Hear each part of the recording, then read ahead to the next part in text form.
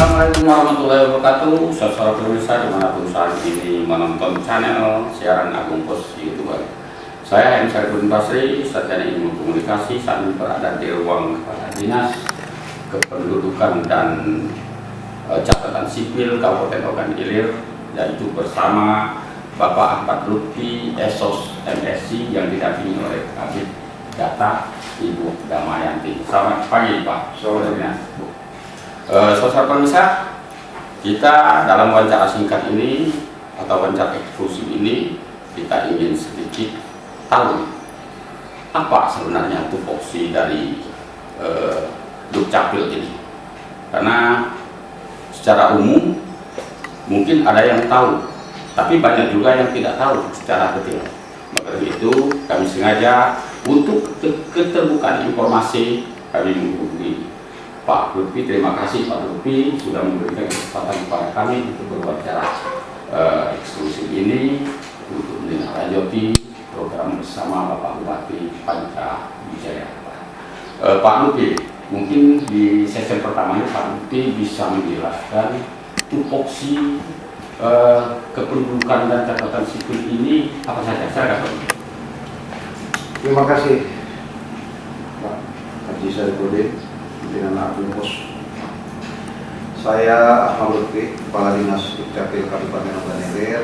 Dalam kesempatan ini menjelaskan bahwa di Dukcapil Kabupaten Ogan Ilir mempunyai tugas membantu pemerintah Kabupaten Ogan Ilir, dalam arti membantu Bupati Kabupaten Ogan Ilir dalam urusan administrasi kependudukan. Di dalam melaksanakan administrasi kependudukan itu, kami sekarang ini diminta atau sudah ada aturan yang mengatur kita bahwa pelayanan kita semuanya online. Artinya masyarakat bisa mengajukan permohonan melalui situs yang telah kami buat, itu sudah kami sebar ke desa-desa, ke seluruh wilayah Kabupaten Ogan Ilir dengan cara bersosialisasi.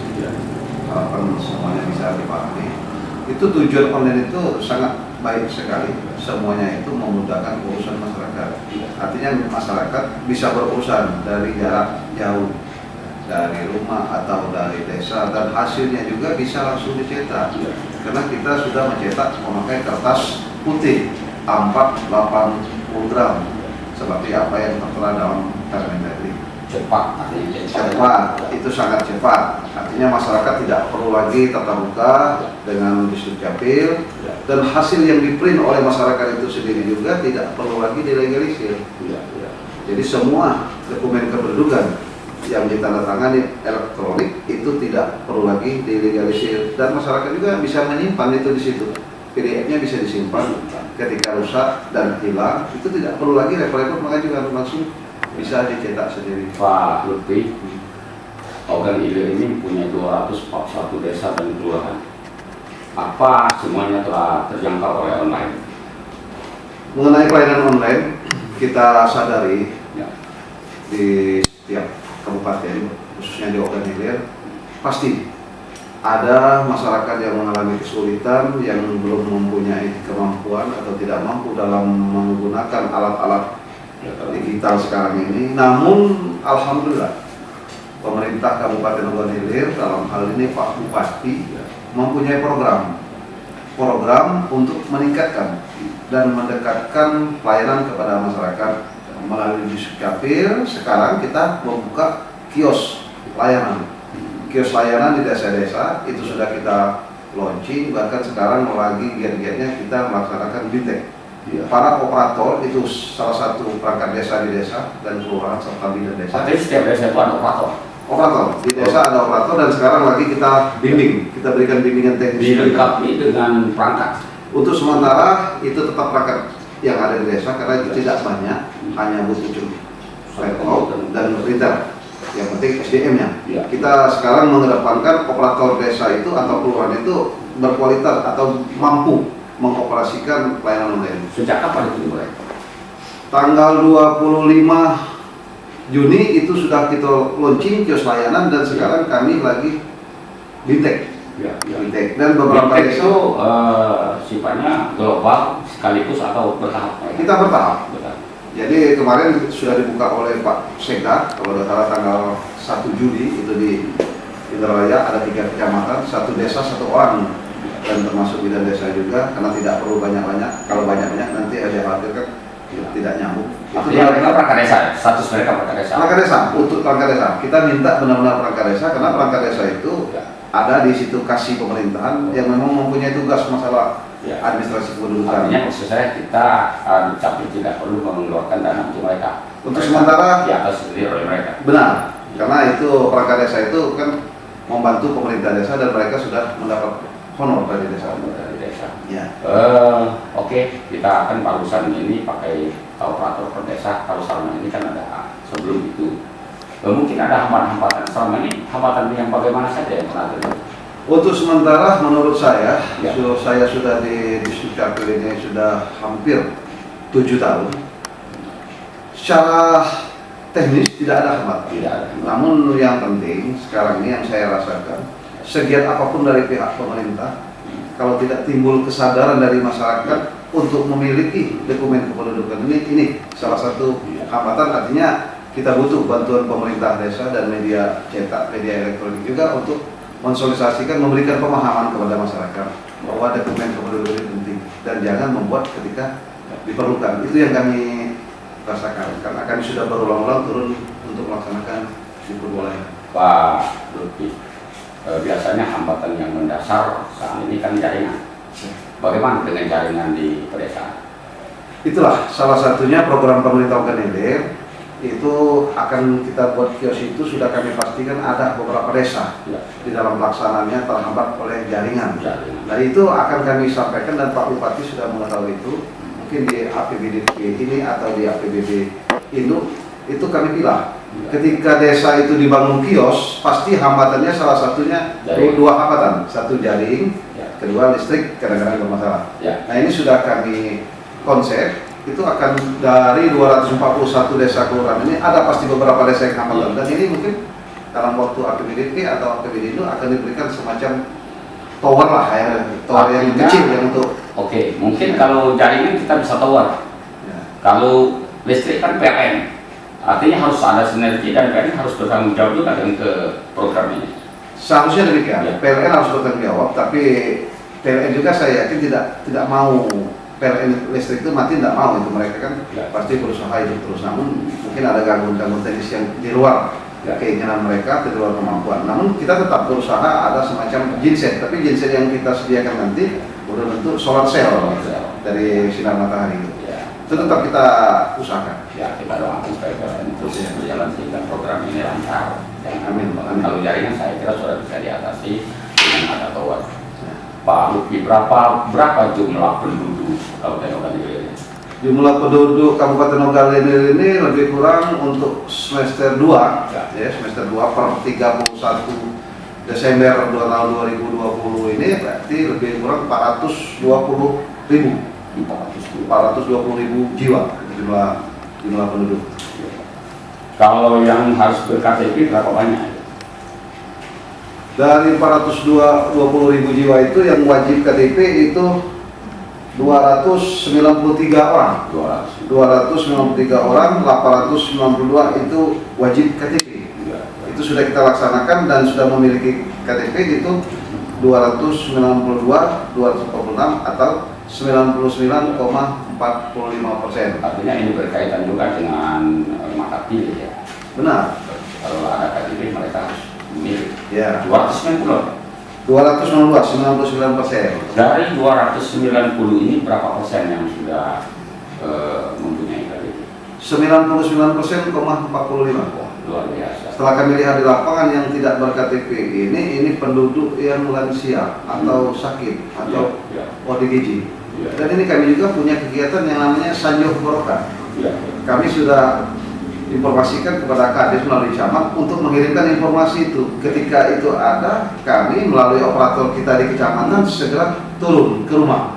Istilahnya jemput bola atau door to door, tapi bahasa kami di sini semacam inovasi Sanjoh Barokah. Sanjoh Barokah. Ya, dengan kami Sanjoh, mereka dapat memiliki identitas kependudukan, bisa buat BPJS, mungkin dapat bantuan, insya Allah hasilnya barokah itu maksudnya.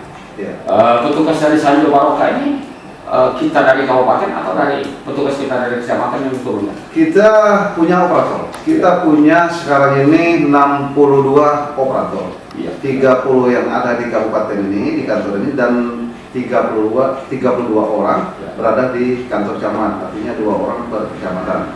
Ketika itu ada informasi dari kepala desa, alhamdulillah Iya.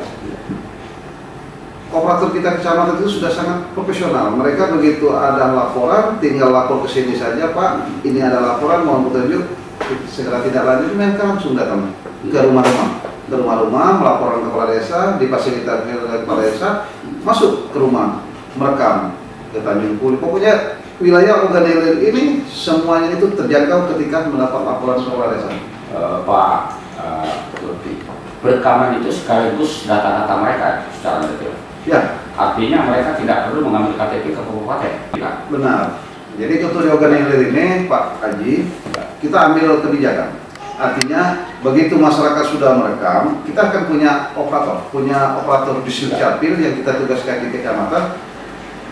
KTP yang sudah direkam-rekam di kecamatan ini kita upayakan begitu dari operator lapor, ini kita cetak, kita kirimkan ke operator. Operator caranya kadang-kadang ke yang bersangkutan atau diserahkan kepada kepala desa. Karena program pemerintah Oganilir sekarang Pak Bupati dan Wakil Bupati prinsipnya meningkatkan dan mendekatkan pelayanan. Ya. Dinas Capil salah satu dinas yang langsung bersentuhan dengan pelayanan publik. Saya dengar ada target. Berbicara target, ini target kabupaten, target nasional, ini bagaimana dan berapa ya target? Ya, Menurutnya dari mana? kalau di Capil ini seluruh Indonesia ya, khususnya di Oganilir dalam bekerja secara operasional itu ditugaskan oleh Kementerian Dalam Negeri, dalam hal ini Dirjen Dukcapil, karena semacam tolak ukur kinerja. Ya. Kami diberikan ukuran kerja, Ya. baik perekaman ada beberapa, itu ada 10 masalah perekaman KTP, kartu identitas anak, akta kelahiran, kertas putih, tanda tangan elektronik, pelayanan online. Namun secara umumnya alhamdulillah semua ini untuk Oganilir sudah terlaksana. Sampai ini ukurannya 10 ini harus parameter kinerja. tolak ukur kinerja kepala dinas Capil itu di sini diukur. Dan data ini online, tidak bisa. Data ini apa yang kita kerjakan mereka tahu karena langsung terkonek di Dirjen. Pak Capil, pernah ada terjadi manipulasi data atau perubahan data di perjalanan, misalnya penduduk kota ke desa, sehingga itu bisa nggak dirubah data-data itu? Karena kita sudah satu data, ya satu NIK itu satu data, setahu saya tidak pernah terjadi dan sangat sulit memang ada, khususnya Oganilir. Mungkin karena faktor penduduk Oganilir ini masih menyadari hal-hal itu. Saya kurang tahu kalau di wilayah perkotaan. Tapi selama saya bertugas di Oganilir ini tidak ada masalah. Itu yang Katakanlah kalau memang ada orang berinya, dia bisa nggak itu? sulit itu, karena ada KTP ini kan bisa diukur. Ya. Di dalam KTP itu lengkap. Ya. Ketika kita mendapatkan KTP elektronik itu di dalam data itu lengkap. Sudah Ada sidik jari, Ya. iris mata dan sebagainya. Artinya tidak akan ada pemalsuan lagi ke depannya. Tidak ada, karena ada alat semacam apa itu namanya? Katheder. Begitu KTP ditaruh, ini datanya keluar dan yang palsu tidak akan pernah keluar. Iya. Tidak akan pernah keluar. Salah satu sinyalnya. Ya, itu seharusnya juga di pihak KPU juga harus demikian di data-data TPS. Harus ada data itu. Ada alat itu. Berbicara masalah kependudukan tadi, jumlah pegawai kita dari tingkat kabupaten sampai ke kecamatan ya. Kalau di desa belum ada operator karena menggunakan operator desa. Ya, operator kecamatan. Berapa banyak jumlah personil kita? Personil. Kalau untuk di dinas kabupaten ini kita mempunyai ASN itu 27 orang. Ya. 27 orang karena di sini dinas kabupaten Oganilir ini Ya. termasuk distrik Capil yang tipe A. Ya. Yang mempunyai 1 sekretaris dan 4 kepala bidang beserta 15 kasih di situ sesuai Ya. dengan tupoksi masing-masing. Ada yang tipe B mungkin, tapi kalau di Oganilir ini dia termasuk tipe A. Itu yang paling tinggi ya? Tidak, ya yang paling tinggi karena mengingat jumlah penduduk. Ketika jumlah penduduk yang mungkin di bawah 400 cukup tipe B. Artinya di Oganilir ini 4 bidang. Ya, ya. 4 bidang apa saja? Yang pertama itu bidang dapdu, artinya bidang kependudukan, Ibu Fitria, mereka menangani urusan administrasi kependudukan. Dan ada bidang kejahatan sipil, itu Pak Samsul yang menangani masalah pelayanan akta kelahiran. Diantaranya ada bidang pihak, itu bertugas, salah satu tugasnya itu untuk menangani masalah jaringan, dan juga data. Ini Ibu Dama ini, kemudian ada di samping ini Ibu Dama ini masalah data dan inovasi. Ya. Jadi ibu ini ibu yang paling rumit tugasnya, karena konsep kita sekarang kan pemanfaatan data, dan benar-benar data-data yang ada ini paling, bahkan ibu ini dituntut untuk berinovasi karena data dan inovasi. Jadi Pak Lutfi, secara tidak tahu, saya juga sering masuk ke dalam kita. Semuanya sih. Kalau Bapak tadi mengatakan 27, saya kira lebih dari 27. Berapa peta gubernur yang tergunakan untuk? kalau ASN-nya 27 orang. Ya. Tapi kalau operatornya atau TKS yang ada di kantor distrik Capil ini 30 orang. TKS ya kan? TKS. Tapi kalau di istilah kita operator. Dan mereka Ada berapa tadi operator TKS? 30 untuk di kabupaten. 30. Ada pelayanan-pelayanan lain pembantu mungkin berapa orang? Itu seluruhnya. Seluruhnya PNS 27 orang. Ditambah 30 orang untuk di kabupaten. Kalau di kecamatan, di kantor camat itu 32 orang. 30. Artinya satu kecamatan 2 ini. Rata-rata 2 orang. 2 orang. Efektif. Karena mereka hanya melaksanakan perekaman. Ya, ini saya lihat pekerjaan ini kan super hebat dan full. Dengan bekerja full ini, bagaimana dengan penghasilan mereka? Untuk dinas Dukcapil, Organilir, alhamdulillah kita mungkin agak berbeda dengan dinas lain. Masalah kesejahteraan tentunya ya. Kesejahteraan. Karena saya punya prinsip belajar dari pimpinan senior ya. Untuk mensukseskan satu organisasi itu SDM yang berkualitas. Intinya alhamdulillah teman-teman kita di kantor ini cukup berkualitas. Sarana, prasarana, perangkat, alhamdulillah semua perangkat ya bisa kita lihat sendiri ya.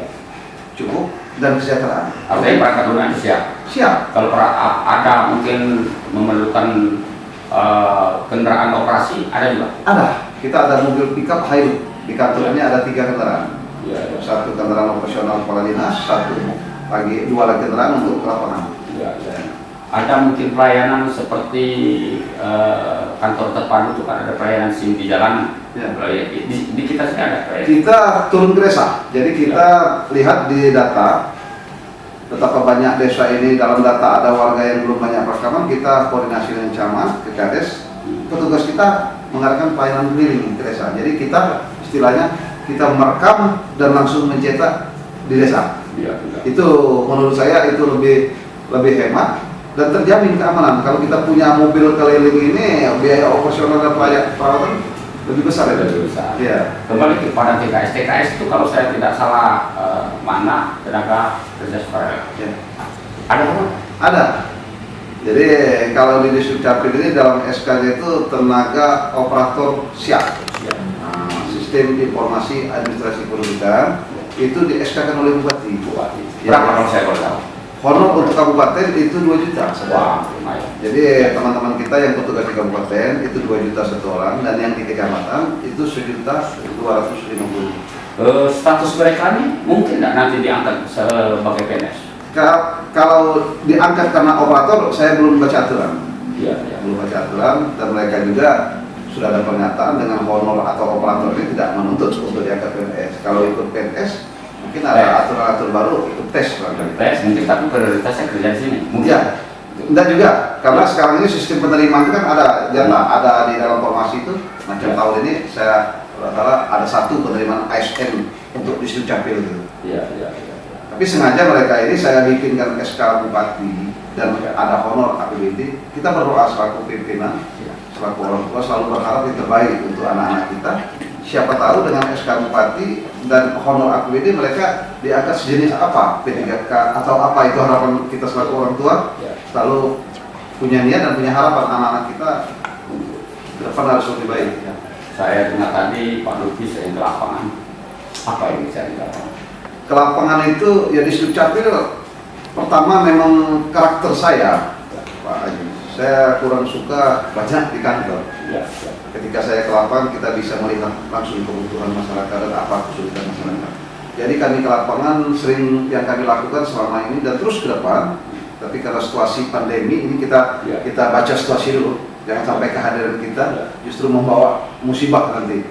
Nah, yang tadi Sanjung Barokah, banyak orang tua kita yang tidak mempunyai KTP, tapi mereka butuh KTP karena ingin buat BPJS untuk berobat atau mendapat bantuan. Itu kita turun ke lapangan rumah-rumah.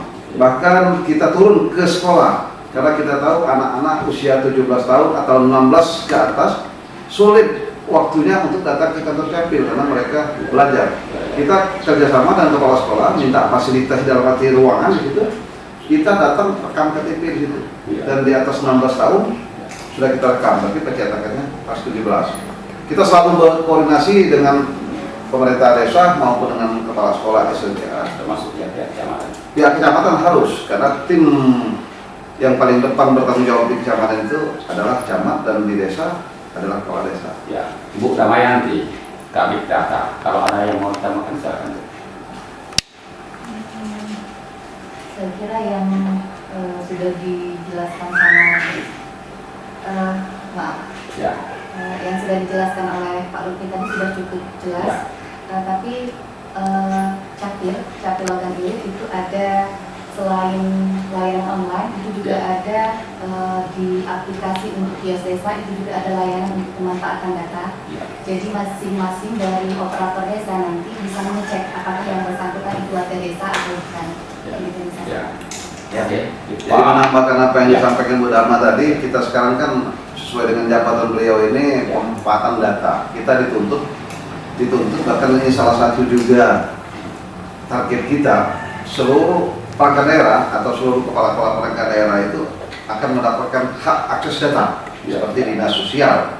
Jadi ketika mereka ada permasalahan, mereka bisa cek sendiri data, termasuk PMD bicara masalah maka pilih kepala desa. Namun hak akses itu artinya itu dapatnya dari kementerian ya, melalui prosedur.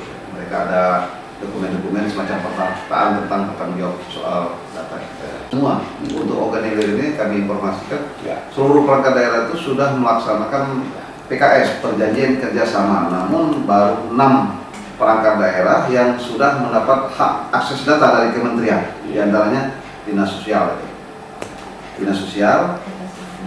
rumah sakit. Nah, jadi ketika ada warga atau pasien dari PHRD bisa ngecek dan perintah itu koperasi, pertanian, Bapeda karena perencanaan, karena kita tahu data yang digunakan untuk pelayanan publik dan perencanaan itu hanya data yang dari Kementerian Negeri. Pak Lutfi mendengar dari penjelasan Pak Lutfi dari awal kita bicara sampai sekarang, rasanya Lutfi sebagai kepala dinas, silakan kalau ada himbauan, saran, pendapat masyarakat. Ya. Kami dari Dinas Dukcapil sesuai dengan tugas kami membantu pemerintah organizer dalam hal administrasi kependudukan, dan juga kami sampaikan kepada seluruh masyarakat Kabupaten Logan bahwa Bupati dan Wakil Bupati sekarang mempunyai program meningkatkan dan mendekatkan pelayanan dengan cara membuka kios pelayanan yang lokasinya di desa atau di kelurahan. Semua ini untuk mendekatkan pelayanan kepada masyarakat yang pada akhirnya masyarakat mendapatkan dokumen ini dengan mudah, cepat dan akurat tanpa biaya. Karena untuk diketahui kepada seluruh masyarakat, semua pelayanan dokumen kependudukan khusus di Dukcapil ini tidak dipungut biaya atau gratis. Itu sudah diamanatkan oleh undang-undang dan instruksi Bupati. Kami juga mengharapkan informasi dan laporan ketika ada aparat-aparat kami mengadakan pungutan biaya. Namun juga kami mengharapkan kepada seluruh masyarakat organizer, apalah artinya program ini bila masyarakat sendiri tidak menyadari betapa pentingnya dokumen kependudukan ini.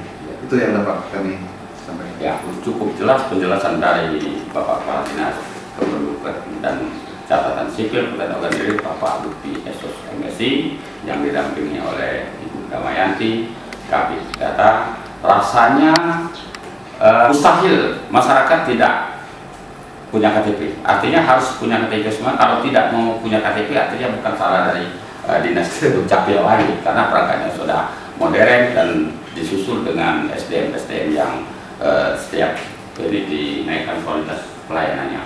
Saya kira demikian wawancara singkat kami dengan Bapak Kepala Dinas Pendudukan dan Catatan Sipil. Lebih kurang kami mohon maaf. Kepada Allah saya mengampun. Saya Wassalamualaikum warahmatullahi wabarakatuh.